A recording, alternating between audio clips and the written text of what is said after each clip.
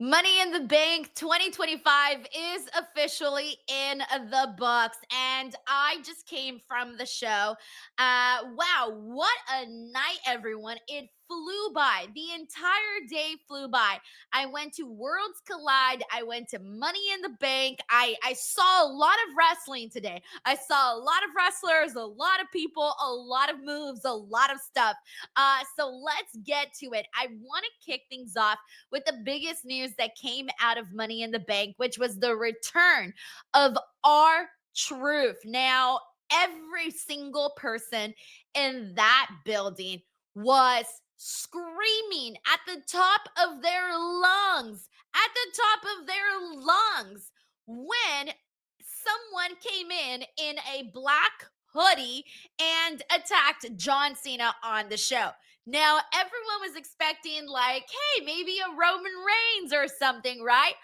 I literally thought when I first saw, because I had seen like a body like in the crowd that was running, and I'm thinking to myself, oh, that's somebody. That's probably Roman Reigns. That was my thought. And I like rushed over to like get a good view. And it ended up being our truth. When he took off the mask and everyone sees him, everyone was like, what the F is happening?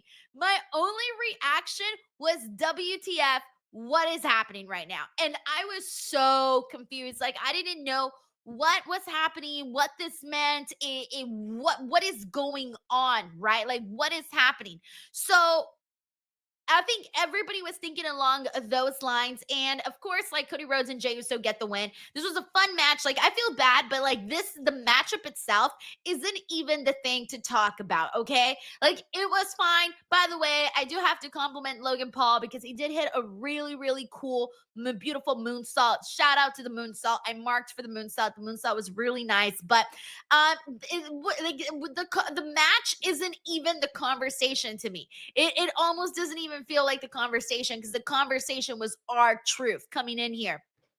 And, you know, this, okay, so here's what's going on. We're getting conflicting things. And I don't even think it's conflicting because I think we all know the truth. Okay. The truth to me is that, WWE did really not choose to not renew our truth's contract. Okay. I know that Triple H in the press conference, when asked by USA Today about it, he basically tried to make it seem like it was all a work. Like none of it was real, like all of it was part of the plan. Now, if you want to believe that, more power to you. Okay, truly believe whatever you want. I do not believe that. Not even one bit. And that's the thing about pro wrestling is that you can make everything seem like a work when it may not be the case, all right? And so PW Insider did put out a little bit more information on this and basically reported that our truth is, of course, back, but will be going under the name Ron Killings going forward, at least initially, is what is on this report. And then they added that our truth was in discussions with several people about appearances and independent bookings several days ago. Mind you, like this didn't happen. Like it's been a little over a week since this last happened, right? Or a week, I think.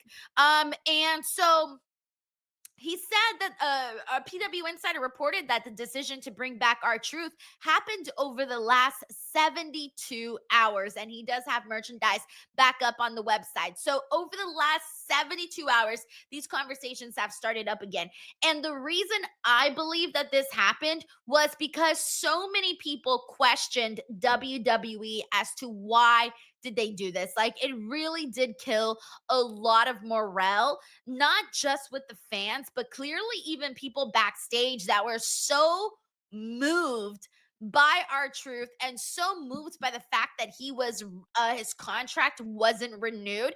And an example of this is afterwards on today's post show that occurred simultaneously with the press conference. You saw Kathy Kelly, who was, talking about it on her report, and she got emotional about it, like legit emotional. It was a very nice, tender moment, but I feel like that should go to show you just how much our truth impacted a lot of people backstage and his peers and whatnot, and people being really down about the fact that he wasn't renewed. When the news came out, we saw so much outpouring, not just from the fans but by so many of his peers. Charlotte Flair, Rhea Ripley, like you name it, all of these people were showing their love and appreciation for our truth. So I do not buy this as this having been a work by any means. And I know some people are going to want to see it that way. And they're going to want to be like, F the dirt sheets and things like that.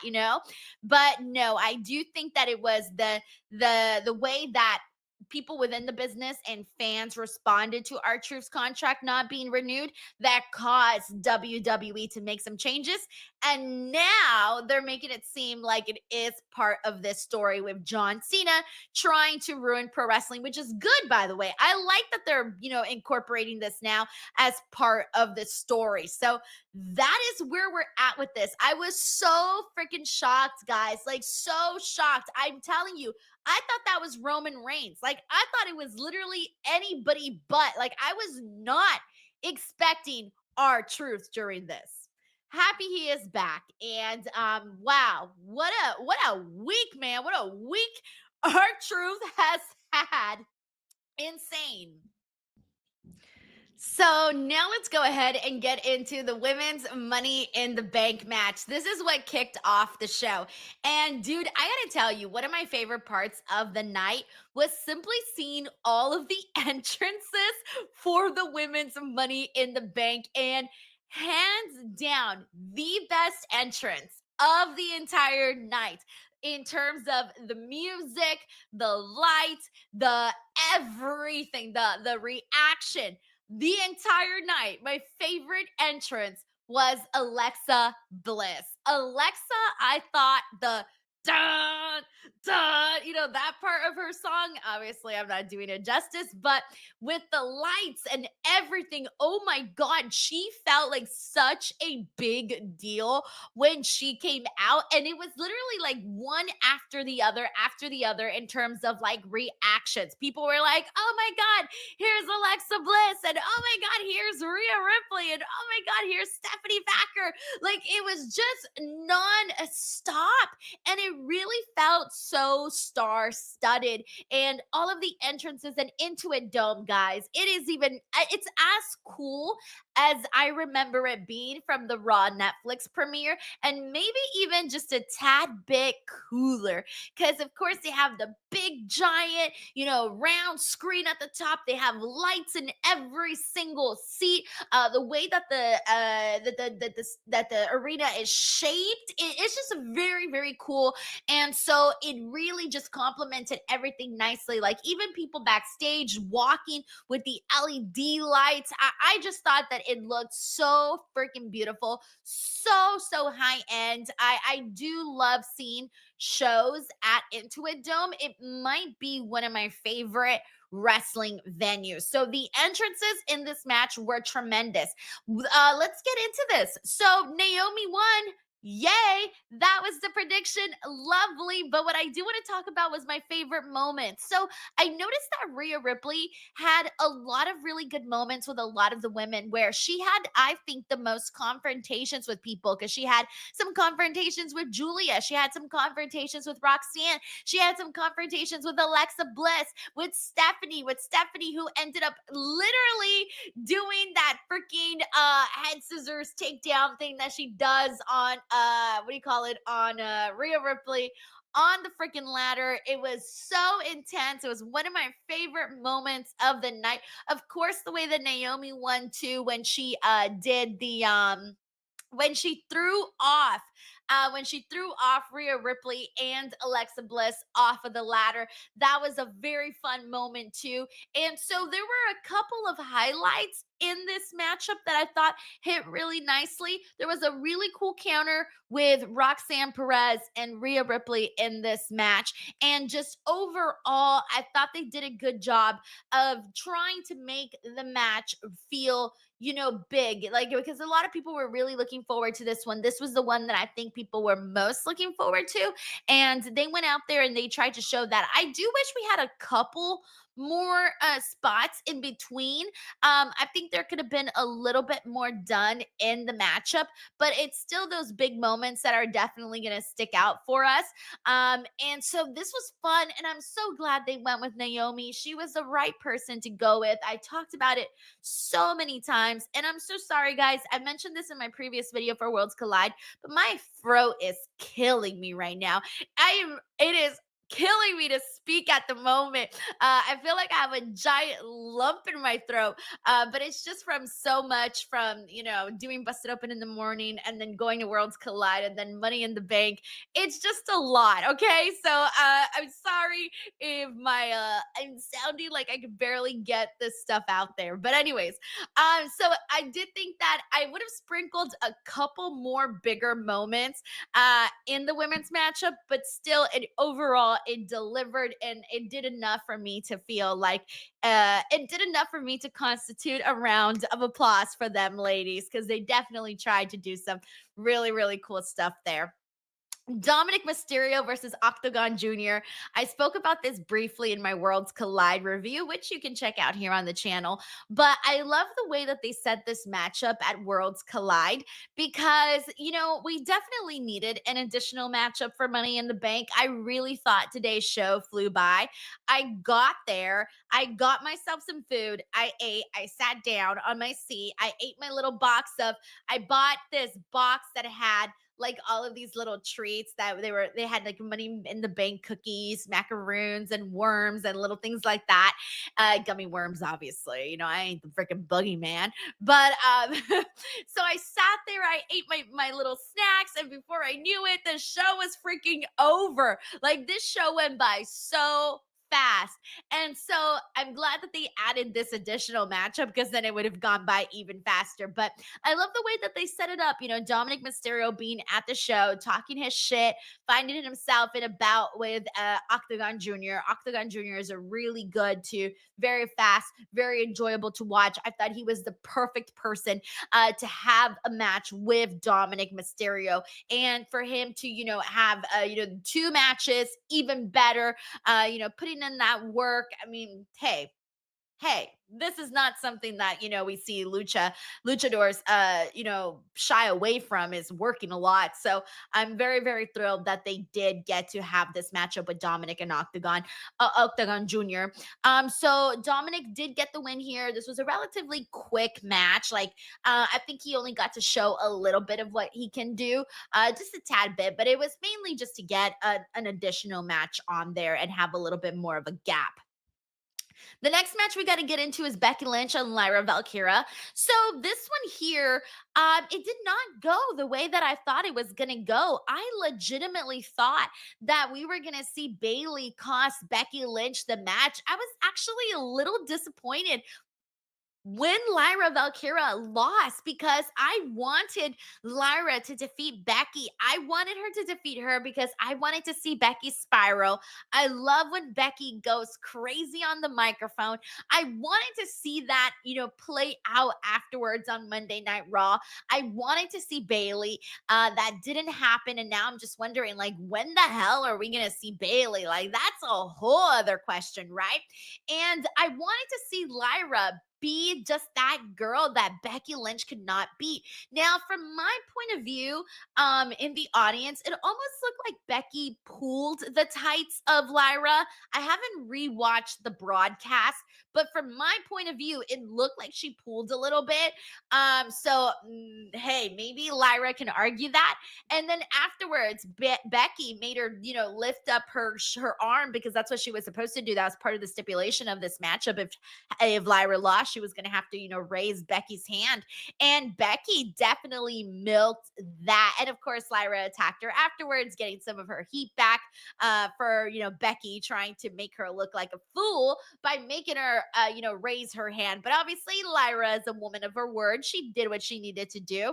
This match was good. The thing that I did love about this match, though, and this is always my favorite thing whenever feuds have gone as far as Becky and Lyra have, I love that they started this match off hot right away. Like they didn't waste no time. It was like, I think they didn't even finish the introductions, if I remember correctly. It was either like right as the introductions ended or a little bit before that they started to get physical, man. And that was a really good start to this matchup.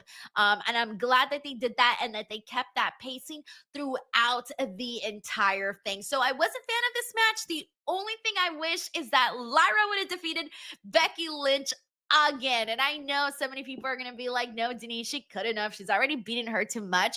But okay, I know that. I still wanted to see it. So that's how I felt about it. And let's keep it moving though, because we got a few more matches to get into. Actually, we got technically one more match to get into. I told you, this is a fast PLE that we got. Seth Rollins defeated Andrade El Grande Americano, LA Knight, Penta, Solo Sikoa in the men's Money in the Bank. Seth Rollins, also the prediction most people were going with, kind of like what I said earlier, that he was really the only person that you could truly see cashing in the Money in the Bank and actually, succeeding in his attempt, right? Okay, so there was a lot in here. I thought the guys also killed it. The whole body of the match I was a fan of. The one thing I wasn't a fan of was the finish of the match. I thought like the finish of the match, the ending, kind of just didn't hit, when you remember Tiffany Stratton, for example, winning the Money in the Bank, what do you remember from that?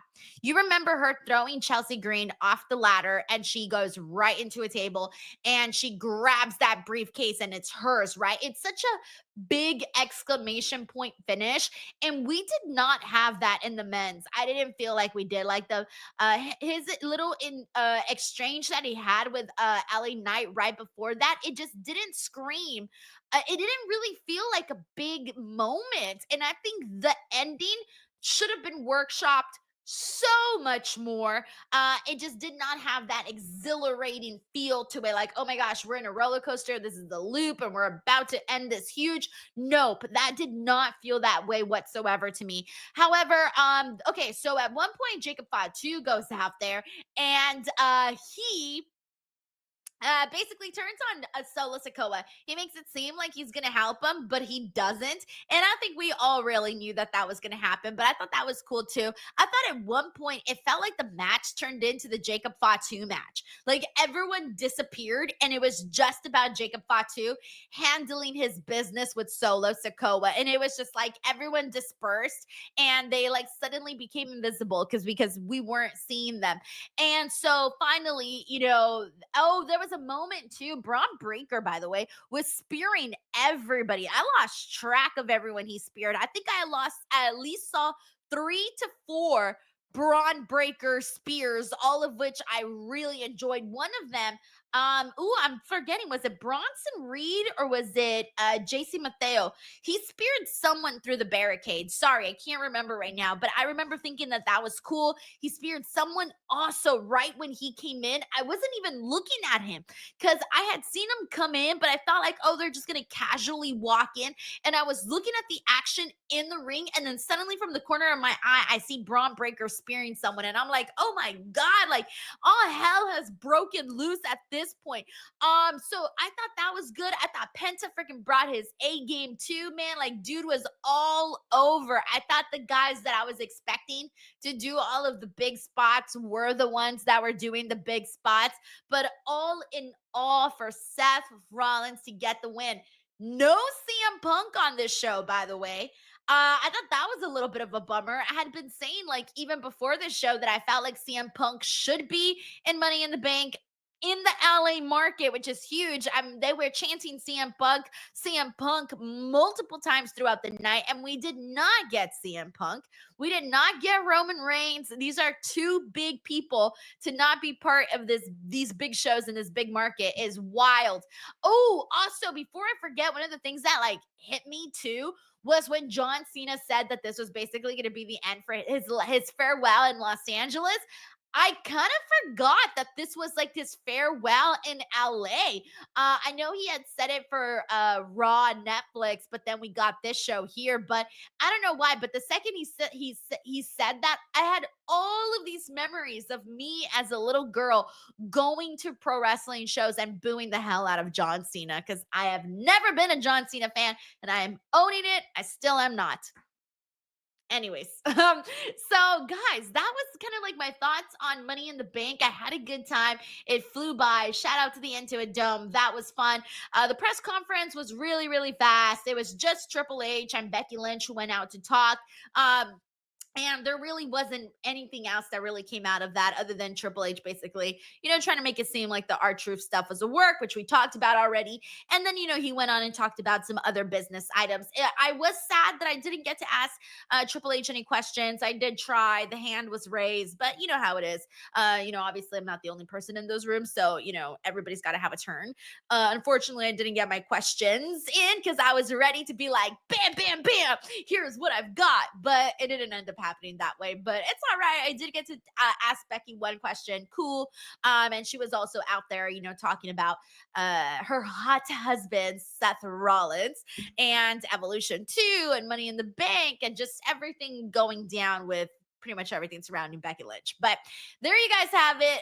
That is the Money in the Bank 2025 review. Let me know what you guys thought about the show, how you felt about the big moments in the comment section below. Thank you guys as always for watching. And if you also want to check out the Worlds Collide review, that is also up here as well. Bye, everyone.